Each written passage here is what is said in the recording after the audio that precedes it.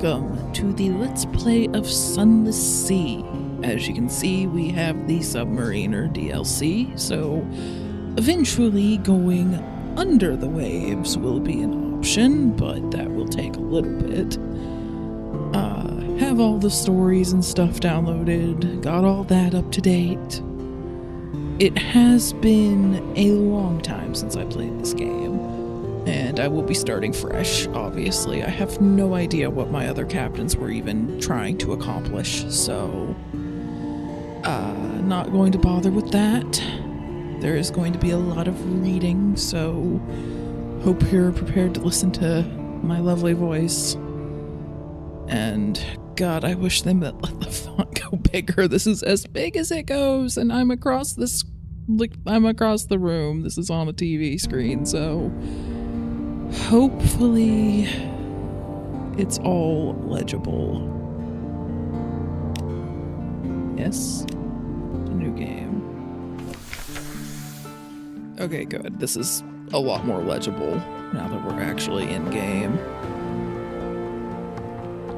3 decades ago, in the reign of Victoria, London was stolen by bats. Now it lies a mile below the surface. It was dreadfully inconvenient for everyone, but it opened a vast black ocean to you. Welcome to the Untersee.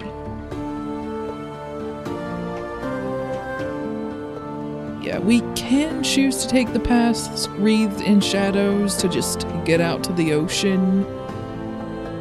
I'm gonna go ahead and just decide the past now, though. So our starting lodgings are in a room above the blind helmsman. It is obviously the lowest quality lodgings you can have in London, though it's certainly better than what I'm sure some people live in here. There are certain things that you cannot do without upgrading your lodgings. I'm pretty certain you cannot raise an heir unless you upgrade to at least the townhouse. Beyond that, we just won't get as good of bonuses for resting.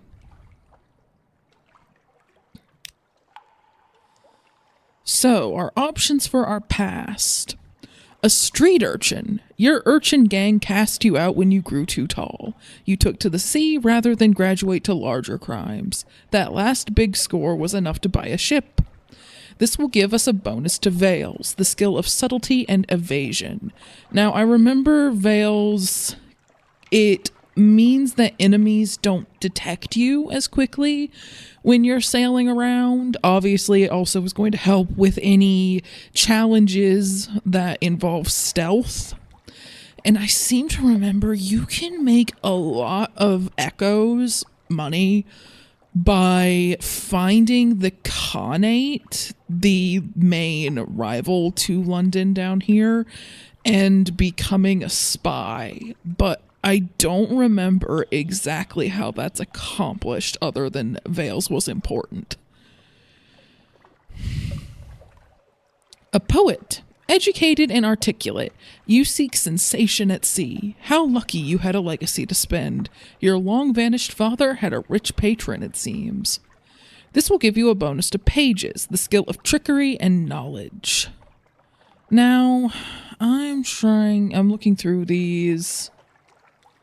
I remember one of these being a lot harder to raise than the others, and I want to say that might have been pages. And also you can see it, some of them have other effects up here. For example, yeah, I do remember pages being pretty freaking important for early captains, especially because no matter what we pick, our stats are going to be absolute crap for a while, because of course they're going to be. And pages increases the rate at which we convert fragments to secrets. So we'll gain fragments as we discover things. Like early on, just going around the map and discovering new things will give us fragments, for example. And then we use those to get secrets, and we trade those secrets in for various things, including increasing our skills.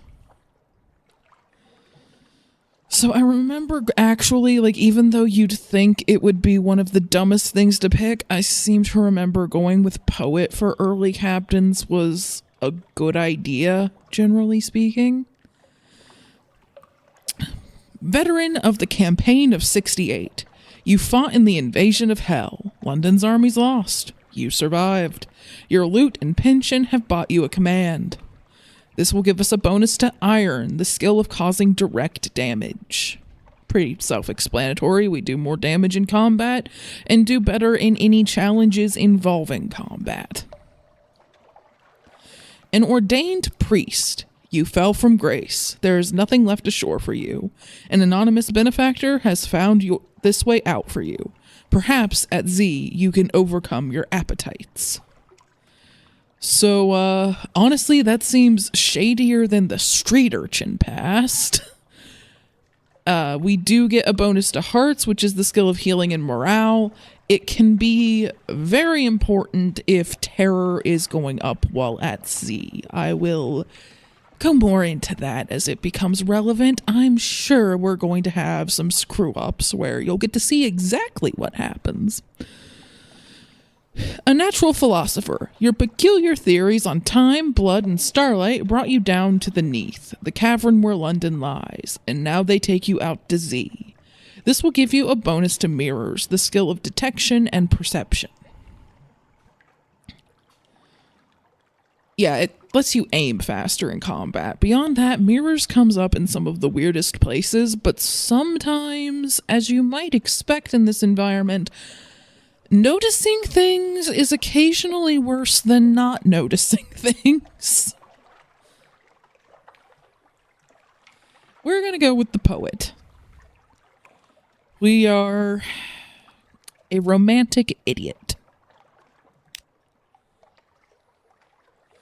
Experience? You have intuition. And your friend, the sly navigator, he's a little vague, but he probably knows what he's doing. Perhaps you can find someone better, eventually. We gain some starting funds. We gain our bonus to pages to bring it up to at least a decent stat of 50. And each past has like a different like starting crew member that goes with them, that they're all worse than people that you can find, but it's a start. Choose an ambition. What does winning mean to us? Now, I'm going to be honest, I have never gotten any of these. Not a one. I had captains that were pretty successful, but I kind of kept insisting on going with the immortality ambition or the private kingdom ambition, which I think are the two hardest ones in the game. So that was probably part of the problem. I really wanted to know how to get those. I still want to know how to get those. I never figured it out. But we maybe don't start with that one this time. So I'll read them off, but we're gonna go with one of the other three. Your father's bones. Your father was lost at Z. You never knew him, but you've often dreamed of him. Find and return his remains to London for a decent burial.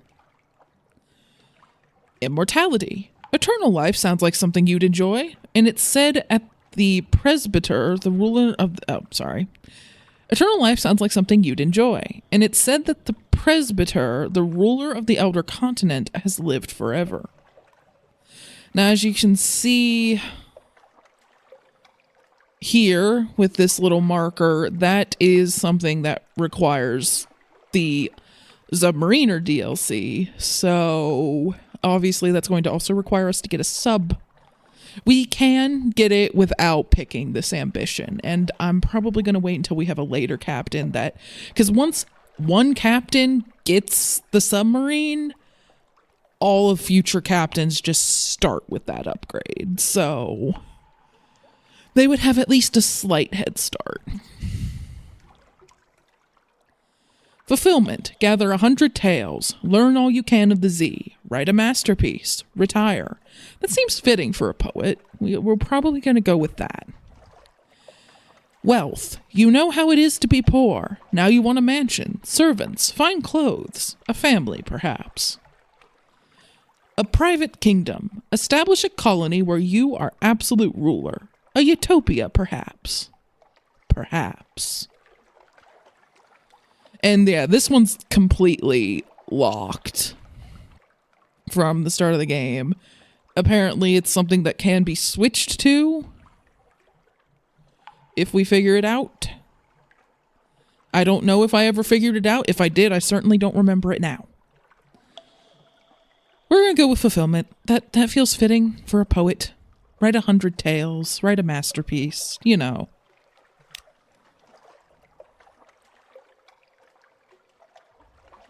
Whenever you return to Fallen London, you will have the option of retiring, but you'll need to write your masterwork first.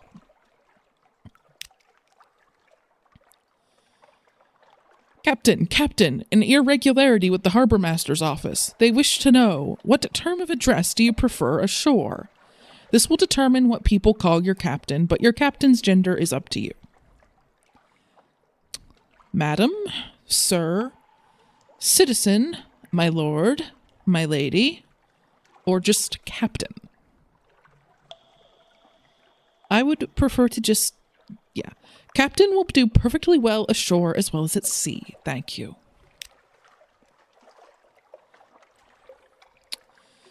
Captain it is. A last piece of advice. Explore. Take chances. This captain will probably die. The sea is hungry. But each captain passes on lessons to the next.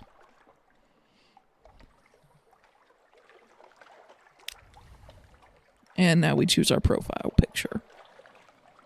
And our name. Of course, our name is just going to be Luna. And let's see, who looks like a poet? Okay, that's interesting, but I wouldn't say poet. Probably that one has a quill there.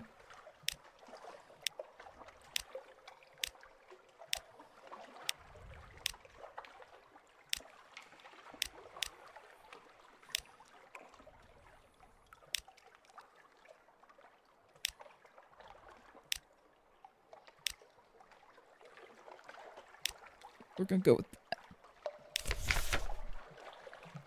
And of course, we start in London. Fallen London, deep, dark, and marvelous. All voyages start here, and this is where successful voyages end.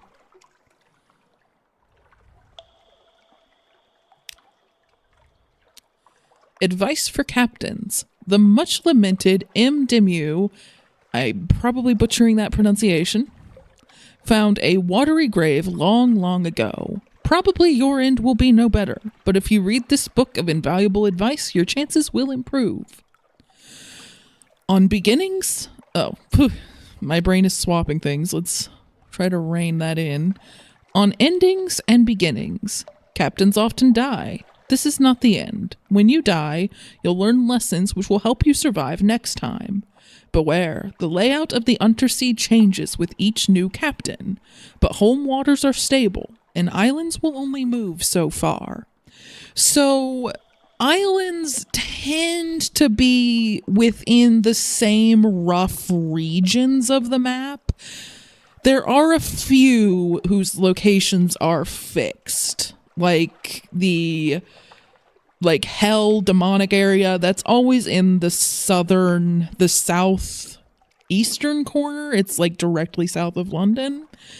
And then there's Irem, which is on the northwestern corner, roughly. So there's a few like that where you can always be pretty sure of where they are. The other ones can move around a fair bit, but I'll usually have some rough idea of where they're at. I remember where some of the other ones tend to be, but there's a few where it's like, yeah, I remember they exist. And then the Untersea ones I don't know very much about. I didn't have that nearly as well memorized back when I played. Let's see if it has any more. Yes. Future captains can inherit some skills, officers, equipment, and money. Over time, you'll find extra items and advantages that allow you to preserve a greater inheritance. So yeah, raising a scion, I know, lets you pick an extra thing to keep. And there's, like I said, other things too. Like once one captain gets the submarine upgrade, they all get to keep it, that kind of thing. I will say one of the things you can choose to preserve is the map. But I remember that actually not being a great idea to keep because it means that new captain can't get fragments, which is basically in some ways experience. It's not a direct one-to-one translation because secrets and fragments can do more than just improve your character. But, you know, kind of thinking of them as experience is generally okay. And you get a lot of those early on from just discovering new places. And if you choose to preserve the map, then you can't do that. So I will probably be resetting the map most of the time.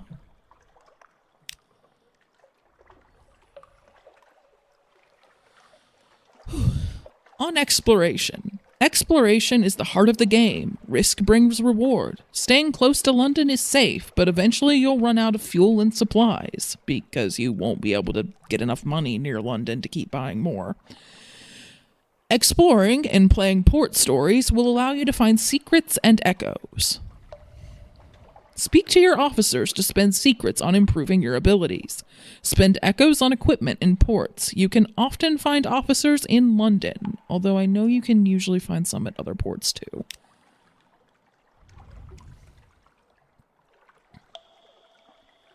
On Mercy. Unforgiving mode is how the game is meant to be played. One autosave, updated whenever you reach port, and wiped on death. If you're getting frustrated or want a more leisurely exploration, you can switch to merciful mode. I'm just going to check that it's on Unforgiving. Let's see, merciful mode. Saving or loading manually will permanently switch your character to merciful mode. This will remove the Invictus token. Completing the game with the Invictus token intact is a badge of honor. So I think we just start with Unforgiving just by default, and by saving or loading manually, that's how it'll switch. So we're just not going to do that. Like it said, it does autosave whenever you reach port, and you don't tend to go that long in between ports.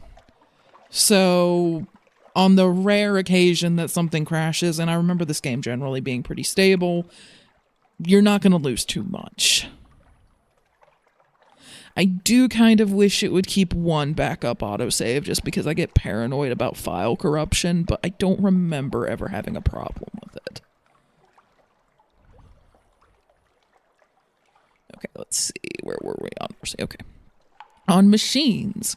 Your prow lamp dispels darkness, reduces terror, increases, and allows you to find Z marks. Your engines, of course, drive the ship forward into the night.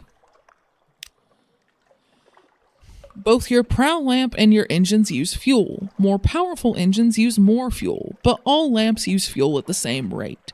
Try not to run out of fuel. Note that the Admiralty will compensate you with fuel for port reports. Obviously, you can also buy it. And sometimes you find it. Different ports will have different prices for different items. For example, I remember the Hell port to the south is one of the cheapest places, possibly the cheapest place to buy fuel. So it would become pretty common for me once a captain had gotten competent enough to actually make fairly long trips, was you would leave London with, you know, a few supplies, but you would immediately go to the Hell port, and it's not actually called that. I'll switch to its actual name when we get there and I relearn it.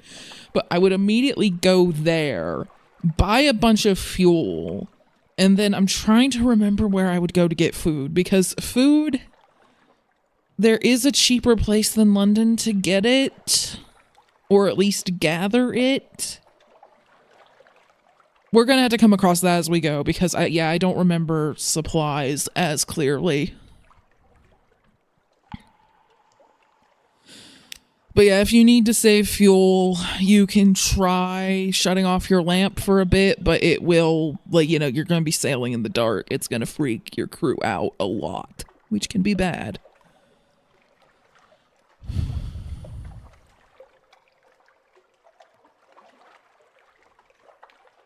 On finding places to explore, use your Z-Bat Scout. Technically, it's a chiropteroscope, but we're among friends here. Yeah, we're calling that a Z-Bat Scout. Thank you. Press Z or click the Z-Bat button at the bottom of the screen, and it'll tell you where the nearest undiscovered island is, within a certain range. Be warned, if you're moving, it will give less accurate directions. Pause to get the most accurate reading.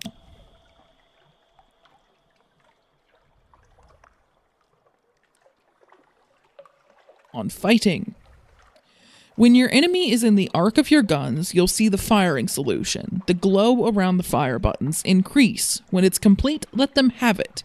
You can fire earlier if you like, but may miss. Larger ships may have access to different gun slots.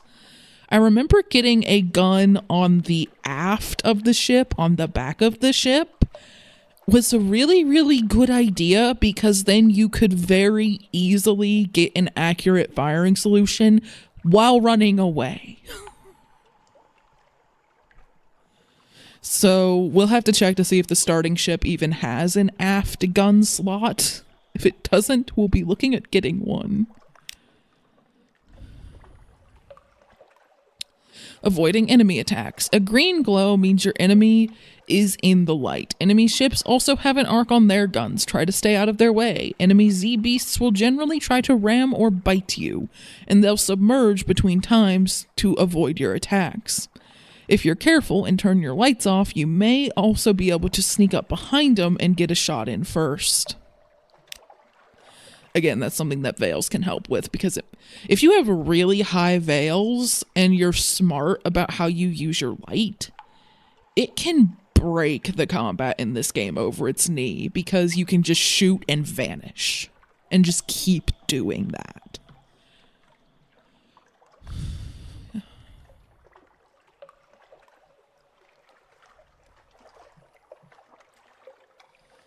Okay, we're getting there. On stories, when you put it to port, you generally explore and exhaust your story options until your next visit. If you have the something awaits you quality when at Z, you know that more stories are waiting for you when you make port. It'll crop up whenever you're sailing around. If you see the flavor message like distant bells, and I'm pretty sure a bell also chimes, that means you have something awaits. So it's to keep you from just, you know, going 5 feet and then returning to London and having new things to do. You have to actually go out and do things for a bit.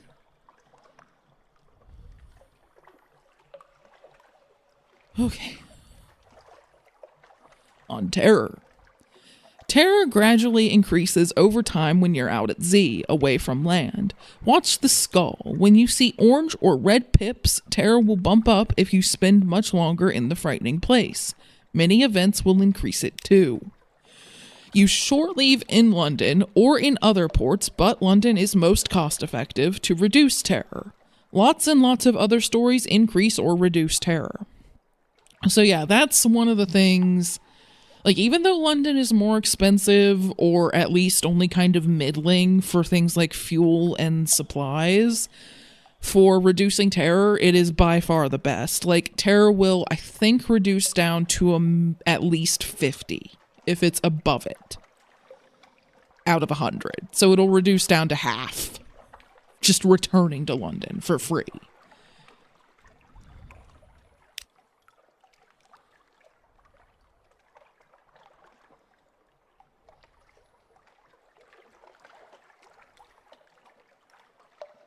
Alright, we can go ahead and just sell this book. I've already downloaded the new stories. That's not something that really relates to actually playing the game.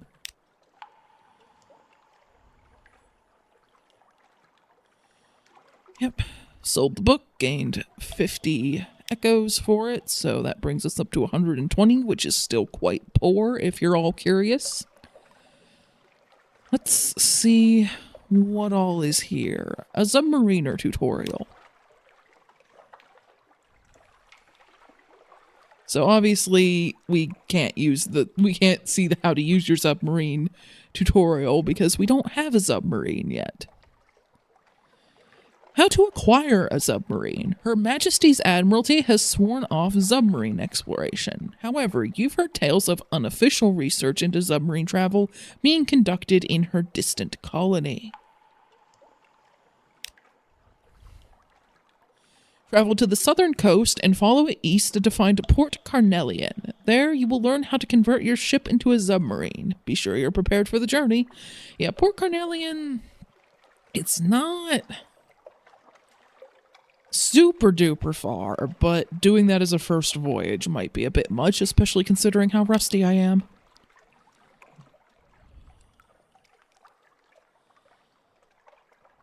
Passenger. Someone in the docks wants to board your ship. Agree to carry the unsettled salvager to Venderbite. She visits Wolfstack every day in Z-stained rags, begging for passage. No captain will look her in the eye. Yeah, let's see. Venderbite, I remember being to the north. We can try. She embraces you. I'd kiss you, Captain, but my beloved is prone to jealousy. We were parted, but the ancient captains at Venderbite will know where she is.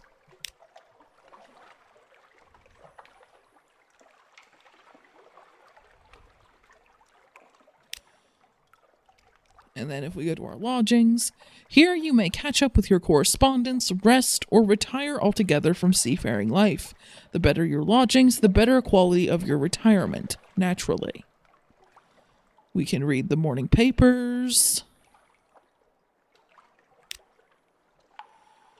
News from abroad. The Khanate is threatening war. They always are. London's colonies on the Carnelian coast want independence. They always do. The Untersee, the papers report, has undergone another alteration. Not yet it hasn't. You'd know. Oh, a promotional coupon from Miss Plenty's provisioners for a half cask of salt herring. You could use that. So you can actually trade recent news at some of the nearby ports around London for things. So, you know, gossip and things like that. Things like what's in this paper. So that's useful. We'll keep that until we use it. And we gained 1 supplies from that, I suppose, a half cask of salt herring. Adopt a Blimmingen Gallivanter. A Blimmingen sits atop splintered crates, clicking and whistling at captains who come near. Sure. Polite bow. You extend your hand, and the Blimmingen leaps on. Its tendrils entwine with your fingers, and it chitters quietly. It meets your gaze and bobs its dome in greeting. It's very small. Is it old enough for naval service? You're pretty sure its mustache has been drawn on with a pin in an attempt to look older. As you approach your ship's gangplank, the creature flutes and vibrates with apparent happiness. The bosun winces as you bring it aboard. I believe that one is a possible mascot, which is probably better than the comatose ferret that is mostly immobile and occasionally feral.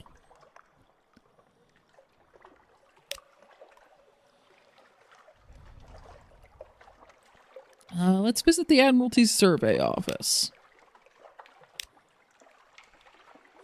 The Admiralty's picket fleets and intelligence networks are long gone. The survey office pays Z captains a small sum for recent information. Yeah, that's not going to work until we have higher favor with the Admiralty, I think. But we can ask if there's anything in particular that they need. Well, if we can be assured of your discretion, this port, speak to our agent there. In return, we'll see that you're rewarded. Retrieve strategic information from the Iron and Misery Company funging station, somewhere not far from home waters. Most of these don't have any kind of time limit on them. We'll do them as we find them. Let's see. How many crew do we have? 8 out of 10? Yes. Yeah, we don't need more crew. You want to have at least half of that maximum crew, and as you get more and more below half, this ship will move slower and slower because you don't have enough crew to, man it properly. But anywhere from half crew to full crew, more crew uses more supplies, but that extra crew is also a safety net so that you're not immediately moving a lot slower if you lose somebody. So I think I'm happy with 8 out of 10. And there are also some events that just give you free crew, so having at least a couple of extra slots is usually a good idea.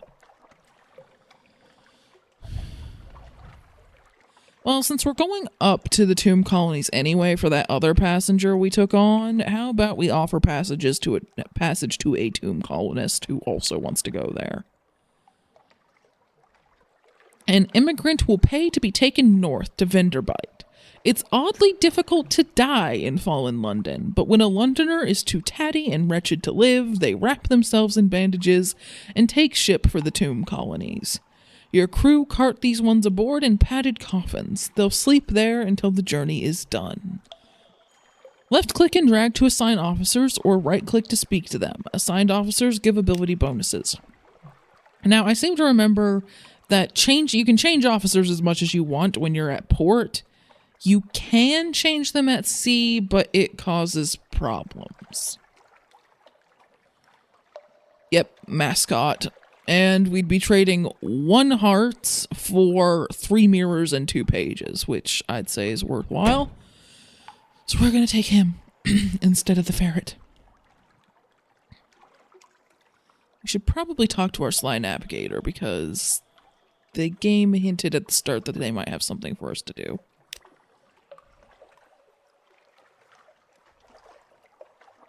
The Z, Captain. Look at it out there. It's not our friend. Don't forget that. So he can improve our mirrors if we give him a secret, but no higher than 50. So, what do you want? What do you seek at Z? The Z is enough. But now you mention it, I have always had a desire to see Frostbound, the place where the Z rises to become a castle. The place where questions and riddles do battle for truth. He sighs dreamily, but he is watching you carefully. Yes, Frostbound. Frostbound can be found in the very north of the Z, so a lot of things driving us north right now. And then I remember having Foxfire candles on hand was a necessity in some challenges, but until we find something that needs it, we have to also factor in that our cargo space is limited, so at least until we get a much bigger ship, just carrying things in case we need them is maybe not the best idea.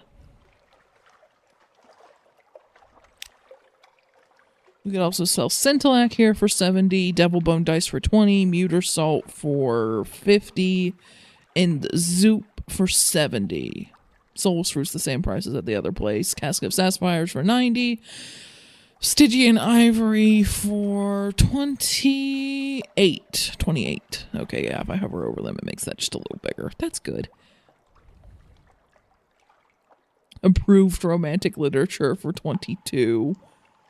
The Revenue Men have removed the most challenging elements and applied a custom stamp to the title leaf. Of course. We can buy Mushroom Wine for 21. We can buy a Firkin of Prisoner's Honey for 25. We can buy Dark Drop Coffee Beans for 50. We can buy a Crate of Human Souls for 63. Of course we can. Spider Silk for 100 and Parabol Linen for 120, with them selling for half of that price, roughly, for most things. So just not going to buy anything here. Buying things in London, for the most part, doesn't earn you much, if anything. It's mostly that you want to go get these things elsewhere and sell them here. I can't remember all of the best trading runs, though, so I know that there were some other ones and exceptions to the rule, but... This trio of clay stokers will reduce crew requirements, but also crew capacity, and will slightly increase engine power. They are fitted to an auxiliary slot. When they are not in use, they will stand patiently, hands by their sides, flat gray eyes unreadable. One will say sometimes, I like it when it is quiet. Yeah, we can't buy those here. We could sell them for 300 if we had them. I seem to recall, I don't recall where you get them, but I recall them being pretty useful. So this is our current ship, the Gloriana, a Legia-class steamer. This tramp steamer has served well, but for a long, long, long time. Hull of 75, so that's our ship's health, basically. Hold capacity of 40. Like I said, there is cargo limit, and 40 is less than you'd think. Weight of 1,000, which is basically how difficult is it to move this ship, so how much engine power do you need to actually move at a decent rate. Quarters 10, so how much crew it can hold, and by extension, how much crew you need to actually man the ship effectively. And then the ship slots, deck, auxiliary, bridge, and engines. Available ships. Stymphalos class steam launch. Possibly there's a reason you might want to set to Z in a boat the size of a dining room table. Possibly. So yeah, that's, I believe, the ship that you're kind of stuck with if you manage to get, if you get stranded, like you run out of fuel near enough to London that you somehow like manage to survive it. It's not great. Hull of 1. So literally, like, you can lose a hull just by accidentally running into something. So in this thing, if you just scrape the side a little bit, you're gonna die. Kind of wish they'd at least given it, like, 3. So, because that is how we would go down. You know it. Because trust me, that still wouldn't let you survive a hit from anything. It would just be enough that you could scrape the thing without dying. Hold capacity of 5. So basically your hold is going to be fuel and supplies and nothing else. Basically the idea is that it requires almost no engine power, almost no crew. In fact, if you had those clay soldiers that I mentioned earlier and you had them in the auxiliary slot, you would literally need no crew. Damage bonus is obviously low. You get a slight stealth bonus because you're tiny. It's not worth it. Gloriana, like we already have, which, yeah. The Lampid class cutter. Cramped and fragile, but remarkably nippy. Less health than our current ship, but, you know, hull of 50, you might survive a hit or two, but try not to get in direct combat unless you're doing the Veils trick I mentioned. Less hold capacity at 30, but also very low weight. Is that actually lower weight than the frickin'... It is. It's less weight than the dining room table ship. Doesn't need much crew. Again, I think the clay soldiers would actually be enough that you didn't need any, or maybe you would only need 1, depending on how the game calculates that. You take a damage malice, but mirrors and veils goes up. I remember this being really good if you wanted to be a spy. But outside of that specific use case, don't. The Forced class corvette. Small, swift, and formidable, like a very angry vole. Hull of 200, so more than double the health of our current ship. Same hold capacity. Double the weight, so you probably could get by without upgrading the engine, but you'd be moving pretty slow. You'd probably want to upgrade the engine for this thing. Quarters of 15, so you'd need a slightly larger crew, but nothing crazy. You get a slight damage bonus, and you get that forward slot, because this one doesn't have one. Still no aft slot, though. I forgot to check on here. Deck, forward, auxiliary, bridge, and engines.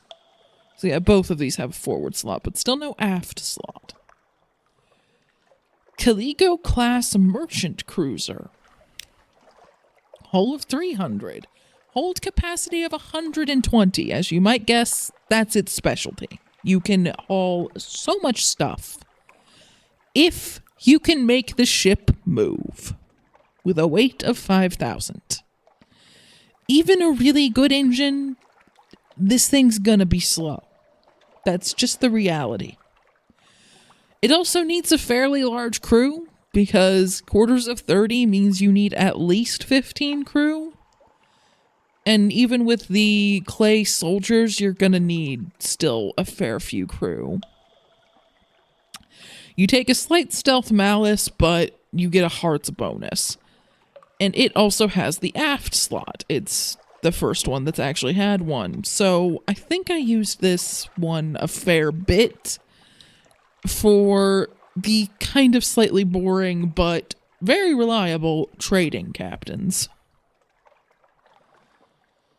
Good God, is it slow though. The Menard class frigate. Hull of 450. Hold capacity of 70. You can still do a fair bit of trading with that. Is it, the freaking 120 up here? No, but you can do a fair bit with it. The weight of 3,000 makes it still pretty slow compared to some of the other ships here, but it's a fair sight better than 5,000. Quarters of 25, so it still needs a lot of crew, which means going through supplies faster. But you get an iron bonus and a mirrors bonus, and even the veils penalty isn't that bad. A decently sneaky character will be able to make up for that if you want to. And it has all of the slots, so it can have all the equipment. And finally, the Eschatologue class Dreadnought. With a hull of 600, a hold capacity of 100, weight of 5,000, needs a lot of crew, you get a massive damage bonus and a slight mirrors bonus and a massive veils penalty. That penalty is big enough that even if your character is good at stealth, it's going to cause problems. Generally speaking, I found this thing to be kind of overkill. If I really wanted to do trading, I would just pick this ship, the Caligo. And if I wanted an all-rounder, I would pick the Menard. And if I really wanted a stealth focus, the Lampid. And then the Forcid is just a nice early game upgrade. Like, getting to any of these later three, as you can see, they're very, very expensive. So, yeah, usually I would found the Eschatologue to just be kind of overkill.